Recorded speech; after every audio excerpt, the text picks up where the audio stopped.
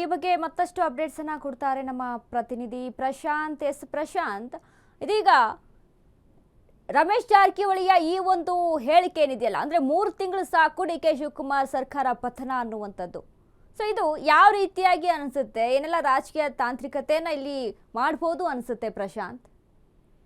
ಖಂಡಿತ ವನಿತಾ, ಏನಂತಂದ್ರೆ ಈಗ ಡಿ ಕೆ ಶಿವಕುಮಾರ್ ಅವರ ನೇತೃತ್ವದಲ್ಲಿ ಏನು ಸರ್ಕಾರ ಒಂದು ರಚನೆ ಆಗಿರುವಂತದ್ದು, ಇದಕ್ಕೆ ಕೇವಲ 3 ತಿಂಗಳ ಅವಧಿನ ಅಂತ ಹೇಳಿ ಇದೀಗ ಪ್ರಶ್ನೆಗಳು ಸಹ ಇಲ್ಲಿ ಉದ್ಭವ ಆಗ್ತಾ ಇರುವಂತದ್ದು. ಇದಕ್ಕೆ ಕಾರಣ ಏನಂತಂದ್ರೆ ದಾವಣಗೆರೆಯಲ್ಲಿ ಗೋಕಾಕ್ ಶಾಸಕ ಆಗಿರುವಂತಹ ರಮೇಶ್ ಜಾರಕಿಹೊಳಿ ಅವರು ಒಂದು ಸ್ಫೋಟಕ ಹೇಳಿಕೆಯನ್ನ ಸಹ ಇಲ್ಲಿ ನೀಡಿರುವಂತದ್ದು. ಈ ಹೇಳಿಕೆ ಇದೀಗ ರಾಜಕೀಯ ವಲಯದಲ್ಲಿ ಭಾರಿ ಪ್ರಮಾಣದಲ್ಲಿ ಚರ್ಚೆಗೂ ಸಹ ಇದೀಗ ಇಲ್ಲಿ ಗ್ರಾಸವಾಗ್ತಾ ಇರುವಂತದ್ದು. ಯಾಕಂತಂದ್ರೆ ಈಗ ಮಾಧ್ಯಮದವರು ಒಂದು ಪ್ರಶ್ನೆ ಕೇಳ್ತಾರೆ, ಸರ್ಕಾರ ರಚನೆ ಆಗಿದೆ, ಇಲ್ಲ ಕೇವಲ ಈಗ 10 ದಿನ ಆಯ್ತು, ಈಗ ಇನ್ನೂ 3 ತಿಂಗಳ ಕಾಲ ಸರ್ಕಾರ ನಡೆಯಲಿ, ಅದಾದ ಬಳಿಕ ನಾನು ಮಾತನಾಡ್ತೀನಿ ಅಂತ ಹೇಳಿ ಏನು ಪ್ರತಿಕ್ರಿಯೆಯನ್ನು ಸಹ ನೀಡಿರುವಂತದ್ದು. ಈ ಮಾತಿನ ಹಿಂದೆ ಮರ್ಮವನ್ನು ನೋಡ್ತಾ ಹೋದರೆ ಡಿ ಕೆ ಶಿವಕುಮಾರ್ ಅವರ ಸರ್ಕಾರಕ್ಕೆ ಕೇವಲ 3 ತಿಂಗಳ ಅವಧಿನ ಅಂತ ಹೇಳಿ ಇಲ್ಲಿ ಮಾಡ್ತಿರುವಂತದ್ದು. ಯಾಕಂದ್ರೆ ಈ ಹಿಂದೆ ರಮೇಶ್ ಜಾರಕಿಹೊಳಿ ಅವರು ಒಂದು ಸರ್ಕಾರವನ್ನ ಕೆಡುವಲ್ಲಿ ಬಹು ಪ್ರಮುಖವಾಗಿ ಪಾತ್ರವನ್ನ ವಹಿಸಿದ್ರು. ಅದೇ ಮಾದರಿಯಲ್ಲಿ ಈಗ ಕಾಂಗ್ರೆಸ್ ಸರ್ಕಾರವನ್ನ ಇಲ್ಲಿ ಕೆಡುತ್ತಾರ ಅಂತ ಹೇಳಿ ಪ್ರಶ್ನೆಯೂ ಸಹ ಉದ್ಭವ ಆಗ್ತಿರುವಂತದ್ದು. ಯಾಕಂತಂದ್ರೆ ಸಚಿವ ಸ್ಥಾನಕ್ಕಾಗಿ ಸಾಕಷ್ಟು ರೀತಿಯಲ್ಲಿ ಶಾಸಕರು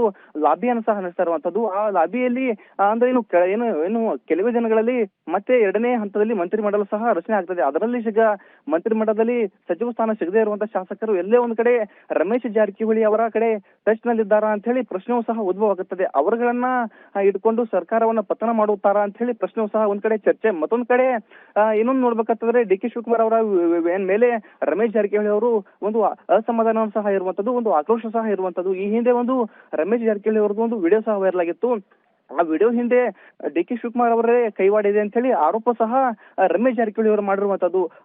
ಅದು ಒಂದು ಸಿಟ್ಟು. ಮತ್ತು ಈಗ ಏನಂತಂದ್ರೆ ಮಂತ್ರಿಮಂಡಲದಲ್ಲಿರುವಂತಹ ಅಸಮಾಧಾನದ ಶಾಸಕರನ್ನ ನೋಡ್ಕೊಂಡು ಈಗ ಹೊಸ ಸರ್ಕಾರಕ್ಕೆ ಅಂದ್ರೆ ರಚನೆ ಆಗಿದೆ, ಇದನ್ನ ಕೆಡುವಲ್ಲಿ ರಮೇಶ್ ಜಾರಕಿಹೊಳಿ ಅವರು ಪಾತ್ರವನ್ನು ವಹಿಸುವ ಒಂದು ಸ್ಕೆಚ್ ಅನ್ನ ಹಾಕಿದಾರ ಅಂತ ಹೇಳಿ ಪ್ರಶ್ನೆಯೂ ಸಹ ಇಲ್ಲಿ ಉದ್ಭವ ಆಗ್ತಿರುವಂತದ್ದು.